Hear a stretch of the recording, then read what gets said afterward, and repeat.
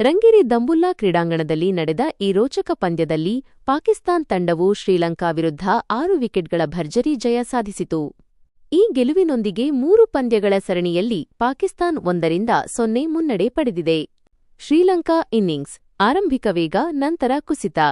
ಆರಂಭ ಪಥುಮ್ ನಿಸಾಂಕ ಅವರು ವೇಗದ ಅಂಗಳದ ಲಾಭ ಪಡೆದು ಉತ್ತಮ ಆರಂಭ ನೀಡಿದರು. ಬ್ಯಾಟಿಂಗ್ ಸಾಧನೆ ಜನಿತ್ ಲಿಯಾನೆಗೆ ಕಳೆದ ಪಂದ್ಯದಲ್ಲಿ 40 ರನ್ ಗಳಿಸಿ ಮಿಂಚಿದ್ದರೂ ಈ ಪಂದ್ಯದಲ್ಲೂ ಹೋರಾಟ ನಡೆಸಿದರು.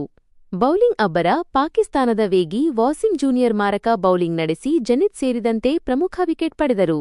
ಶ್ರೀಲಂಕಾ ಒಟ್ಟು 8 ವಿಕೆಟ್ ಕಳೆದುಕೊಂಡು ಸಾಧಾರಣ ಮೊತ್ತಕ್ಕೆ ಸೀಮಿತವಾಯಿತು. ಪಾಕಿಸ್ತಾನ್ ಇನ್ನಿಂಗ್ಸ್ ಅಬ್ಬರದ ಬ್ಯಾಟಿಂಗ್. ಫರಾನ್ ಅಬ್ಬರ ಸತತ 2ನೇ ಪಂದ್ಯದಲ್ಲೂ ಅರ್ಧಶತಕ 50 ರನ್ ಬಾರಿಸಿದ ಫರಾನ್ ತಂಡದ ಗೆಲುವಿಗೆ ಭದ್ರ ಬುನಾದಿ ಹಾಕಿದರು. ಸೈಯಬ್ ಡ್ರಾ ಅವರು ಬೌಂಡರಿ ಮತ್ತು ಸಿಕ್ಸರ್ಗಳ ಸುರಿಮಳೆಗೈದು ಪ್ರೇಕ್ಷಕರನ್ನು ರಂಜಿಸಿದರು. ಗೆಲುವಿನ ಹಾದಿ ಈ ಜೋಡಿಯು ಪಿಚ್ನ ಲಾಭ ಪಡೆದು ಶಾರ್ಟ್ ಮತ್ತು ಲಾಂಗ್ ಬಾಲ್ಗಳನ್ನು